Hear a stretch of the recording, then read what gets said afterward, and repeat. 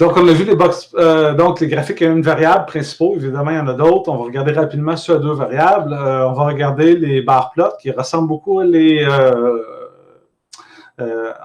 qui sont des bar plots, mais on va utiliser geom_col plutôt que geom_bar.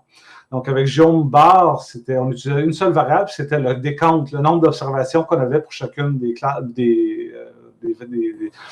types.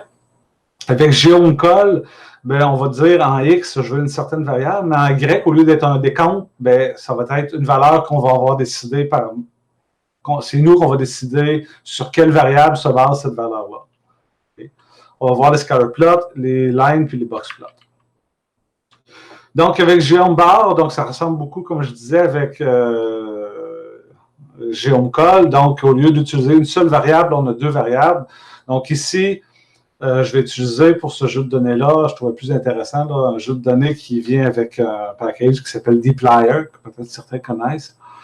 En fait, Star Wars qui donne plusieurs informations sur les différents caractères de la série Star Wars. Donc, j'ai fait une sous-sélection pour présenter les personnages, les 20 plus grands personnages de la série. Donc, ce que je voulais représenter, c'est la grandeur de ces personnages-là avec des barres. Donc, je lui ai dit, fais-moi un graphique du ggplot avec un jeu de données qui s'appelle SW, donc c'est moi qui ai créé ce jeu de données-là. En X, je voulais avoir le nom des personnages, et en Y, je voulais avoir leur hauteur, leur grandeur, en fait. Et j'ai utilisé le geom_col. Donc, on voit que j'ai mes 20 noms de personnes et avec leur grandeur. Donc, c'est pas évident en vidéoconférence, mais j'imagine que certaines personnes d'entre vous ont tout de suite vu qu'il y avait un problème avec ce graphique-là, c'est qu'on ne voit pas vraiment les noms. Hein. Les noms il y a beaucoup d'overlap, de chevauchement entre les noms. Donc, pour régler ça, une première amélioration qu'on pourrait faire, ce serait simplement de faire un swapping, c'est-à-dire d'interchanger les axes, donc X et Y. Donc, au lieu de mettre le nom en Y, on va mettre le nom, c'est-à-dire au lieu de mettre les noms en X, on va les mettre en Y et la grandeur en X plutôt qu'en Y. Donc, on fait seulement que changer. Si vous voyez ici, donc, on a le XX qui était associé au nom, Y à la hauteur. Donc, dans le prochain graphique, je fais juste inverser pour faire un changement de graphique, c'est-à-dire d'axe. Mais il y a encore quand même moyen de faire un truc plus cool. Ce truc plus cool-là, ça serait d'être capable de faire un graphique où les barres, en fait, seraient organisées de manière à les présenter en ordre de grandeur. Donc, on va voir exactement comment on pourrait faire ça. Donc, pour placer les personnages, en fait, en ordre du plus petit jusqu'au plus grand, là, parmi les top 20. Il y a plusieurs façons de le faire avec R, mais une librairie qui permet de jouer beaucoup avec les facteurs dans R, c'est une librairie qui est relativement récente, là, ça fait 2-3 ans que moi je l'utilise, qui s'appelle Forcats. On va utiliser pour ce faire la fonction qui s'appelle FCT Reorder. Donc, Forcat, c'est au même titre que ggplot, n'est pas installé par défaut, donc vous allez devoir l'installer si ce n'est pas déjà fait sur votre système.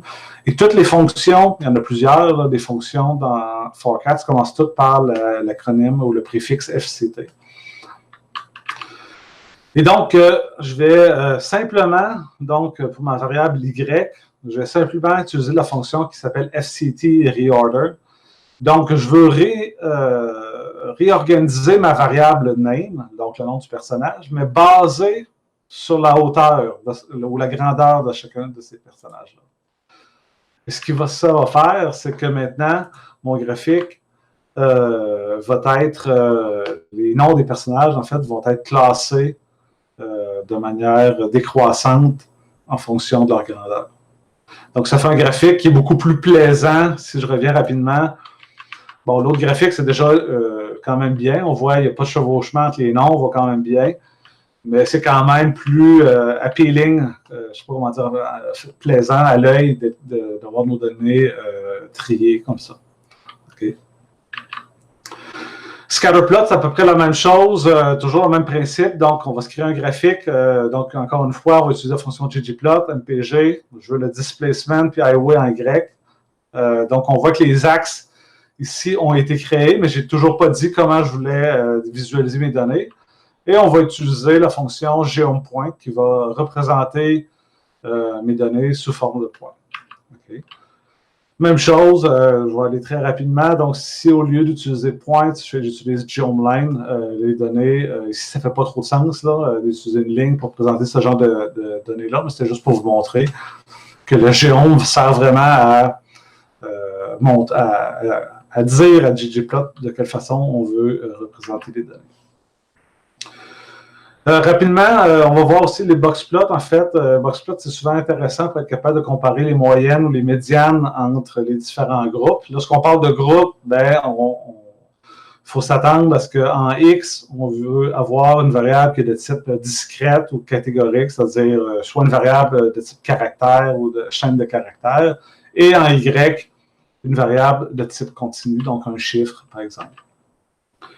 Donc, toujours avec nos données de véhicules, MPG. Donc, je vais tout simplement, encore une fois, créer pour dire un graphique en disant X, je veux mes classes. Hein, si vous vous souvenez, on les voit ici. Donc, c'est tous les types de véhicules que j'ai. Et en Y, le nombre de kilomètres fait par, le nombre de litres utilisés par kilomètre. Et on va utiliser, bon, sans surprise, le Geom Boxplot pour représenter nos données. Évidemment, on peut faire exactement comme on a fait avec les données de Star Wars. On peut utiliser la fonction FCT Reorder. Donc, on va, au lieu de mettre simplement la classe ici en X, ben, on va dire, prends ma classe, mais réorganise-moi là, basée sur ma variable Y qui était c'était Y, donc le CT. Donc, ce que ça va faire, c'est qu'on va avoir maintenant un graphique qui est un peu plus plaisant à regarder, qui permet de réorganiser les classes de véhicules en fonction de la consommation d'essence en ville. Donc maintenant, je pense qu'une partie, vous allez... donc, je ne montre pas plus de géomes que ça parce qu'il y en a vraiment beaucoup. Ça dépend du type de données que vous voulez présenter. Donc, mais vous savez que si vous voulez... faut regarder dans l'aide du côté de Geom pour être capable de... Donc, vous pouvez regarder dans ggplot, là, voir toute la liste. J'en présentais une cinquantaine tantôt pour regarder toutes les possibilités graphiques que vous pouvez faire.